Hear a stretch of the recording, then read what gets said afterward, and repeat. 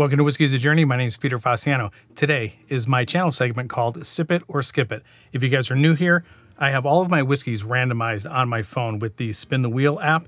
I'm going to spin the wheel, whatever it selects, I'm going to pull it off the shelf, do a quick review, and then let you guys know if I'm going to keep sipping on the bottle until it's gone and then replace it, or if it's not good after the bottle's gone, I'm going to skip it and move on to something else. So let's go ahead and spin the wheel and see what we're doing today.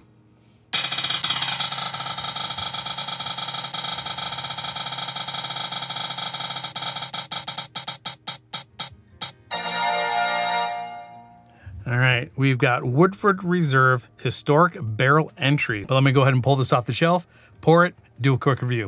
All right, so this is their Masters collection, and I do believe this is the most current release. So let's go ahead and get this thing opened. Pour it, drink it, and then give it a review. Let's get this thing on the nose. It is sweet with a tiny bit of spice. That's what I initially get right out of the glass. And just like always, all the information for the whiskey is right here, along with my sip it and skip it tallies up to this point. You get brown sugar and maple, a little bit of ethanol burn on the nose, but not much. Let's get the glass coated and see if it does anything different. All of those normal notes that you would get in a bourbon: honey, vanilla, brown sugar, caramel. So when you say that there are typical bourbon notes, even though a lot of bourbons have those notes, there's variation within those notes or at different levels of intensity. The sweetness that I get here is brown sugar, vanilla. There is a touch of cooking spice, probably cinnamon. Now let's get it on the palate and see if those things on the nose come through on the palate. Oh man, that is very nice and well-rounded.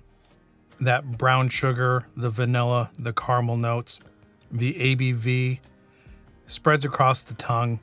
If you were to think, and this does sound very, very strange, but if you were to put I don't know, like a Lego in your mouth, don't put Legos in your mouth, but they have sharp edges. They have the little knobs on it. They have the corners, and it kind of hits your tongue in all different sorts of places.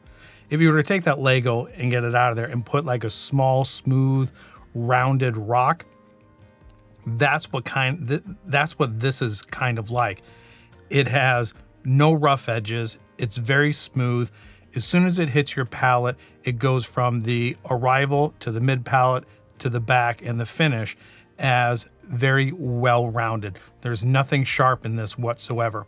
All of the different notes that you get, the brown sugar, the caramel, the vanilla, some oak is in there as well, and a touch of cherry or apple. Let me get that second sip and let me see if it's a cherry or a red apple. I would say a candied red apple. That's more than the cherry note. My initial impression, my first two sips, this is very good. Just like always, let me remind myself of the ABV and the price.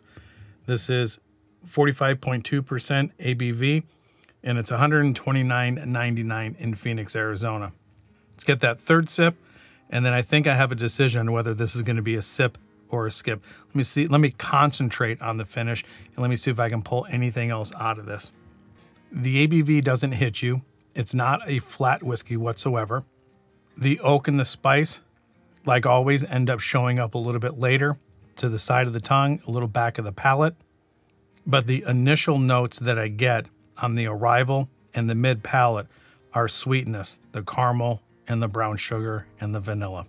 The sweetness elevates a little bit more to a candied apple, a candied red apple, and it's a really easy sipper.